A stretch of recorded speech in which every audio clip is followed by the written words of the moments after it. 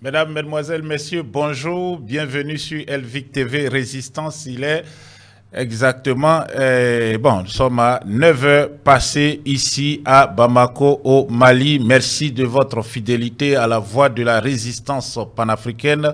Ce 6 août 2024 exactement, c'est un jour qui marque quand même un jour important dans l'histoire politique de la Côte d'Ivoire. Nous sommes à la veille de l'indépendance, de la fête de l'indépendance, de la 64e anniversaire de l'indépendance de la République de Côte d'Ivoire.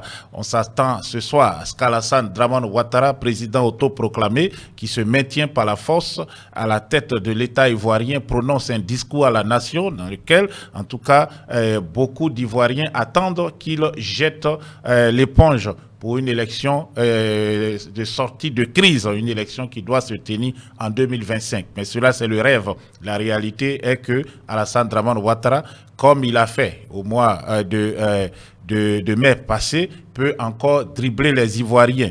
Chers compatriotes, bienvenue. Je profite de l'occasion pour vous adresser mes salutations sincères et vous demander, si vous n'êtes pas encore abonné à notre plateforme, de le faire. N'hésitez surtout pas à le faire, car Elvic TV Résistance, tout au long de la journée, vous donnera les informations, les dernières informations, les breaking news, afin de vous tenir informé de ce qui se passe tant en Côte d'Ivoire qu'à l'extérieur sur le continent africain. Donc, pour revenir au sujet de ce jour, à ce jour très très important, donc aujourd'hui à 20h, les Ivoiriens écouteront Alassane Dramane Ouattara. Ça sera au journal télévisé, ce sera aussi diffusé sur plusieurs pages, sur aussi sur des chaînes privées. Et on pourra ensemble décortiquer, analyser ça ce soir. Nous serons d'ailleurs en direct à 20h et on va ensemble décortiquer le discours du dictateur ivoirien qui, vous le savez, après avoir passé environ 15 ans maintenant, 14 ans jour pour jour, à la tête de l'État de Côte d'Ivoire, il est en lice pour un 4e mandat, en tout cas selon ses sbires, selon les membres de son parti, un parti minoritaire en Côte d'Ivoire.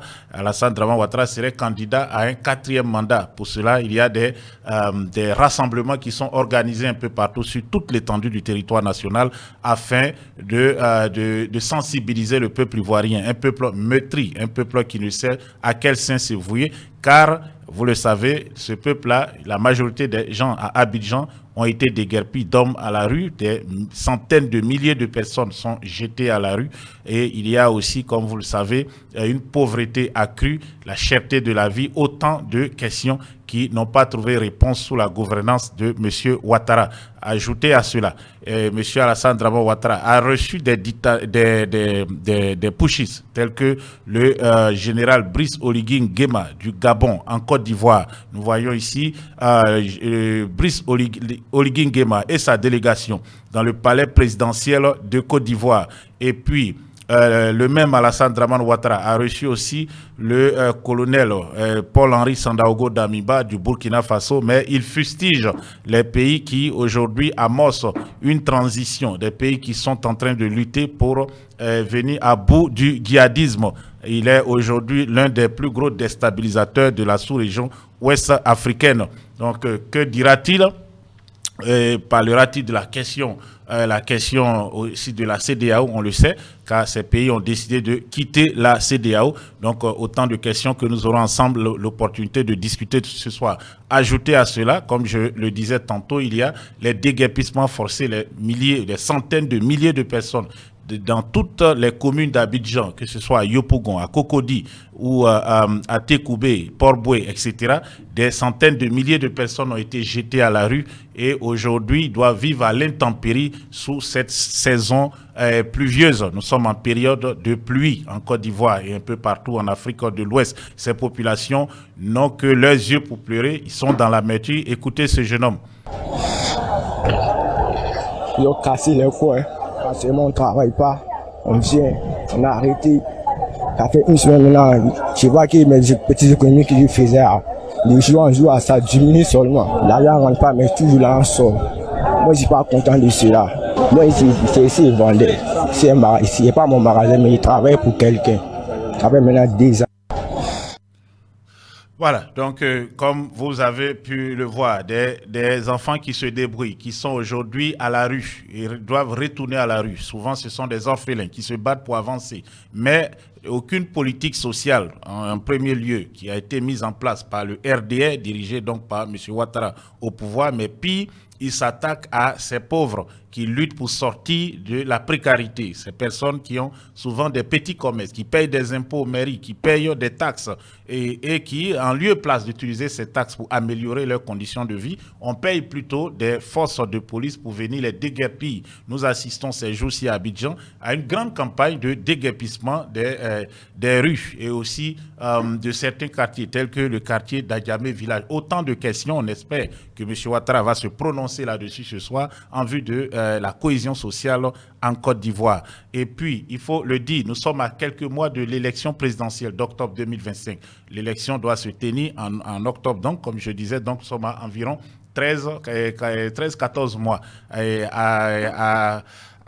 Dirais-je, à cette échéance qui est déjà proche, la liste électorale n'est pas prête. On nous a dit que bon, la CEI qui est aux ordres du régime, on le sait qu'elle est inféodée au régime car les animateurs de cette CEI sont pour la plupart des rebelles qui étaient dans cette rébellion pour le compte du RDA et qui ont intégré les instances de la République une fois que le RDA avait parachevé son coup d'État. Donc, la liste électorale n'est pas prête. Il y a des candidats qui sont recalés, tels que le président Laurent Gbagbo, qui n'a pas son nom sur la liste électorale, le président Tidiane Thiam, qui a accédé à la présidence du PDCI RDA au mois de décembre dernier, n'est pas assuré de participer à cette élection car il n'était pas résident en Côte d'Ivoire les dernières années. Mais la clause de résidence n'est pas inclue dans la Constitution et encore moins dans le code électoral. Mais le RDA pourrait faire revenir cette clause afin de bloquer le candidat Tidiane Thiam, comme pour le moment le candidat Laurent Gbagbo est bloqué. Le PPACI, son parti, a déclaré qu'il n'y a pas de plan B. Laurent Gbagbo sera le candidat du PPACI. Est-ce que, en ce qui concerne le PDCI RDA, n'y aura-t-il pas des jeux du RDA, en fait du Conseil constitutionnel ou de la CEI inféodée au pouvoir afin de chercher à recaler des candidats sérieux? Le candidat potentiel qui a les chances de gagner à cette élection, tout le monde le dit, c'est le candidat Tidiane Thiam, mais aussi le président Laurent Gbagbo. Il y a beaucoup de sondages réalisés sur les réseaux sociaux qui le donnent favori. Et à Tidiane Thiam, on oppose Jean-Louis Billon. Jean-Louis Billon, un transfuge du RDA, qui dit n'avoir jamais milité dans ce parti, même s'il a été président du conseil régional pour le compte de ce parti, est aujourd'hui même en campagne. Il est déjà en campagne électorale. Il ne dit pas s'il va postuler à l'investiture du PDCI, candidat donc à l'investiture, ou s'il sera directement candidat à l'élection présidentielle. En tout cas, c'est ce qu'il a dit. Je suis candidat à l'élection de 2025. Le RDA tente d'opposer Jean-Louis Billon, qui est sûrement en mission pour le compte de ce parti, et le président Tidiane Thiam, élu à la tête du PDCI RDA, pour remplacer feu le président Henri Konan Bédié. Le président Henri Konan Bédié nous avait quitté le 1er août. Il n'a pas pu fêter l'indépendance l'an passé, encore moins cette année. Les Ivoiriens, dans leur ensemble, l'ont conduit à sa dernière demeure, en tout cas avec tous les honneurs dus à son rang. C'était le 2 juin dernier. Le président Henri Konan Bédié est encore dans notre cœur, mais le RDA tente aussi, comme on l'a vu, tente de diviser les Ivoiriens, diviser les militants de son parti avec, comme vous le savez, les obsèques. Les obsèques terminées, le président Thiam se trouvait à Paris. Le RDA a titré cet article que vous voyez, Thiam et sa famille boycottent la mémoire de Bédié à Daoukro. Jean-Louis Billon, l'adversaire déclaré de Thiam, présent, lui, à Daoukro. Donc, nous parlerons au cours de la journée de la question donc de M. Billon, de sa déclaration de candidature qu'il a effectuée donc à Jacquesville, si ma mémoire est bonne. Nous reviendrons là-dessus au cours de cette journée pour parler du candidat Billon. Est-il sérieux? Est-il en mission pour le compte du RDA RHDP? Tente-t-il de boycotter le PDCI RDA? Tente-t-il en tout cas de jeter, on va dire, une planche pour sauver le soldat Dramane Ouattara qui se noie, le soldat Dramane Ouattara qui aujourd'hui ne fait plus rêver en Côte d'Ivoire. Il y a aussi le fait qu'Alassane Dramane Ouattara a fait beaucoup de promesses, des promesses sur les 14 dernières années et il n'a tenu presque aucune de ses promesses. Il avait promis par exemple 1 million d'emplois au cours du premier mandat, le mandat de 5 ans. La Côte d'Ivoire, fait partie des pays les plus pauvres au monde aujourd'hui, avec un IDH où on est classé entre les 30 derniers. On est surclassé par des pays tels que Haïti, surclassé par d'autres pays tels que la Mauritanie, etc. Et Alassane Dramane Ouattara avait promis aussi de construire environ 60 000 logements annuellement. Donc sur les 15 ans, nous parlons d'1 million de logements. Rien n'a été servi à nos populations, mais la promesse la plus phare, la promesse qui va le retenir dans les annales de l'histoire politique de la Côte d'Ivoire comme le plus gros affabulateur, c'est cette promesse: je vais siéger à Yamoussoukro, je vais transférer la capitale politique à Yamoussoukro. À quand donc le transfert de la capitale à Yamoussoukro? Nous faisons le VAR. 2010, Alassane Dramane Ouattara est en campagne. Il promet dès son premier mandat, dès les premiers mois, de transférer la capitale politique à Yamoussoukro. 14 ans plus tard, on fera le bilan tout à l'heure. Mais pour le moment, allons-y, écoutez Alassane Dramane Ouattara, c'était en 2010. Le programme de gouvernement, vous voyez, qui est là, nous avons dit clairement, c'est par écrit, que nous allons le faire. La première année, nous allons transférer la présidence. Parce qu'un tel projet, contrairement à ce que beaucoup de gens pensent, ne peut pas se faire en transférant partiellement. La deuxième année, ce seront d'autres ministères. Certains ministères économiques resteront à Abidjan. Vous ne pouvez pas transférer une partie du gouvernement là-bas et maintenir l'autre à Abidjan. Et nous allons le faire de manière méthodique, de manière rationnelle, pas dans la pagaille et le désordre. Pas seulement en disant je vais faire ceci, je suis en train de faire cela. Nous y allons, j'allais dire, petit à petit. Je déménagerai à Yamoussoukro. Donc vous voyez, c'est beaucoup plus complexe qu'on ne le pense. Moi j'ai beaucoup étudié le cas de Brasilia et d'Abuja. Nous allons faire la même chose. Et nous allons le faire de manière méthodique. Nous avons fait nos estimations, mais on arrive facilement à 700 000 personnes qu'il faut transférer. 700 000 responsables. Donc, c'est-à-dire que chacun d'eux aura besoin d'une maison. Aujourd'hui, il se construit combien de maisons à Yamoussoukro par an? Voilà la question. Même pas 5 000. Même pas 5 000. Je déménagerai à Yamoussoukro.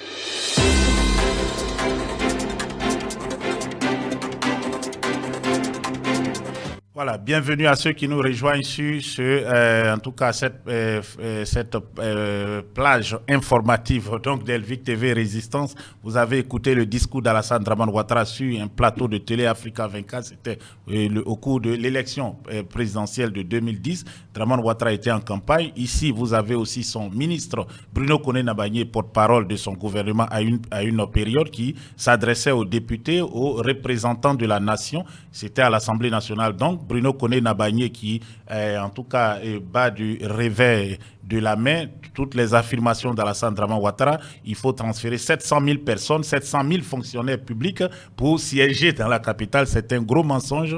Il faut aussi... voilà, on ne peut pas les transférer progressivement. On ne peut pas avoir un ministère à Yamoussoukro et un ministère à Abidjan. Alassane Dramane Ouattara, quelques années plus tôt, disait qu'on peut le faire. On peut avoir des ministères, les ministères régaliens iront automatiquement à Yamoussoukro. Il va aussi s'installer en tant que président de la République. D'autres ministères vont rester à Abidjan. Je rappelle qu'il y a une autoroute qui relie Abidjan à Yamoussoukro et c'est quelques heures de route. Donc rien n'a été fait sur 14 ans. Nous allons essayer de faire ce que nous faisons des capsules pour que vous puissiez voir. C'est une nouvelle rubrique que nous allons appeler les VAR du grain. Le grain, c'est le RDR qui est en mensonge permanent. Nous allons aussi essayer de décrypter cela. Donc, les promesses ont été faites. En 2012, le RDR revient sur le projet. La capitale sera transférée. Et écoutons, on part à Yamoussoukro. On fait aussi voilà, un rappel historique. La VAR, donc, pour nous permettre de mieux comprendre. Regardez ce reportage. Le programme spécial de transfert de la capitale à Yamoussoukro, PSTC, voit le jour pour passer de l'étape de projet à la réalité. Dans le cadre donc, du contrôle de l'action gouvernementale que les députés ont, je cherche à m'enquérir de la situation, de l'application d'une loi de la République qui date de 83, qui a fait l'objet d'un commencement d'exécution à travers un décret portant création du programme spécial de transfert de la capitale à Yamoussoukro, et qui a fait l'objet d'un autre décret en 2012 là, qui a dissous ce programme spécial de transfert de la capitale à Yamoussoukro. Le transfert de la capitale s'est-il évanoui? Pour autant, avec la dissolution du programme, ce qui nous rassure, c'est que premièrement, c'est Alassane Ouattara qui le dit. Nous savons que cet homme est attaché à sa parole, donc il va le faire. Deuxièmement, il s'adresse à son peuple, et en fait, c'est au cours d'un conseil des ministres. Donc ça va se réaliser. Je pense qu'il met ainsi en mission ses collaborateurs ministres pour réaliser ce projet-là au plus vite. Yamoussoukro capitale, toutes les populations de la Côte d'Ivoire vont en bénéficier parce que de partout, Yamoussoukro est le centre. L'ambition du gouvernement, c'est de remettre à flot cet important projet qui aura également un impact sur la politique de décentralisation du pays. C'est une opportunité parce que désormais, la capitale étant à Yamoussoukro, les Ivoiriens n'auront pas forcément besoin de parcourir de grandes distances pour venir à Abidjan où tout est concentré. Et en plus, le président veut mettre un point d'honneur sur le développement des villes secondaires. Voilà, vous avez écouté, Dramane Ouattara est un homme de parole, mais hélas, 12 ans après, nous étions en 2012 là, dans cette vidéo, 12 ans après, il n'y a rien qui s'est passé. La capitale est toujours Abidjan. Abidjan est saturé. Abidjan est surpeuplé, plus de 7 millions d'habitants. Il n'y a presque pas de route pour la circulation. Ils sont en train de casser les logements des gens. Des centaines de milliers sont jetés à la rue pendant qu'on aurait pu transférer la capitale. Donc les populations n'allaient plus s'entasser, mais on peut faire le développement régional. Je rappelle que le président Laurent Gbagbo avait lancé un programme spécial de transfert de la capitale à Yamoussoukro. Alassane Dramane Ouattara a fait une promesse de mieux le faire, pas dans la pagaille, pas dans le désordre, mais de façon ordonnée, rationnelle, en se basant sur l'exemple de Brasilia, la capitale du Brésil. La capitale auparavant était Rio de Janeiro, ensuite transférée à Brasilia, ou Abuja, la capitale était Lagos, saturée. La capitale a été transférée à Abuja. Donc il allait se baser sur ces exemples pour transférer la capitale politique de la Côte d'Ivoire à Yamoussoukro. Donc avec ce mensonge et beaucoup d'autres mensonges que nous allons rappeler dans cette nouvelle rubrique, les VA du grain donc du RDR, il obtient la magistrature suprême avec l'aide de l'armée française qui perpétrait un coup d'État à la fin du processus électoral et l'installe à la tête de la Côte d'Ivoire. Une fois élu président, il signe un décret donc en 2012 qui annule ce projet de transfert de la capitale. Depuis 2012, donc, le transfert est bloqué. En tout cas, nul n'en parle actuellement. Peut-être que les candidats de l'opposition, s'ils arrivent au pouvoir, vont continuer ce projet qui était si cher au père fondateur, le président Félix Houphouët-Boigny. Pour l'heure, nous allons nous en tenir là. On va écouter Alassane Dramane Ouattara. Ce qui préoccupe les Ivoiriens, c'est la cherté de la vie. C'est en tout cas les déguerpissements abusifs. Personne ne sait quand est-ce que cela va le toucher, quand est-ce qu'il va se retrouver à la rue, quand est-ce que ses enfants n'auront plus d'école où ils peuvent fréquenter, quand est-ce qu'ils n'auront pas, par exemple, un centre de santé aux alentours, ou tout simplement s'ils doivent retourner au village. C'est ça qui préoccupe, et surtout les terres, car les Africains, les Ivoiriens en particulier, sont très attachés à leurs terres. Mais ils sont en train de perdre ces terres parce que le RDR veut exproprier des millions d'Ivoiriens afin d'être les propriétaires exclusifs des terres en Côte d'Ivoire. Cela, sûrement, ne passera pas, car le peuple est debout. En tout cas, est debout. Et ils vont faire front à cette forfaiture. Donc on va écouter Alassane Dramane Ouattara. Personne ne rêve, mais peut-être qu'il va faire la surprise. Il va annoncer son retrait. Je rappelle que demain, il organise un géant défilé militaire entre Bassam et Abidjan afin d'intimider ses voisins immédiats, le Burkina Faso et le Mali. Le Burkina Faso surtout, avec qui il a eu maille à partie ces derniers mois. Merci de votre fidélité. Nous serons là tout au long de la journée pour vous donner les informations. Dès que nous les recevons, nous les partageons avec vous. Merci, vous étiez avec Isaac Kofi. Et surtout, n'oubliez pas, ce soir à 20h, nous avons un direct. À 18h, il y aura un autre direct. Il y aura des directs tout au long de la journée. 20h, on se retrouve pour décrypter ensemble. On va écouter ensemble et ensuite décrypter ensemble le discours d'Alassane Dramane Ouattara. Passez une excellente journée. On se retrouve tout à l'heure.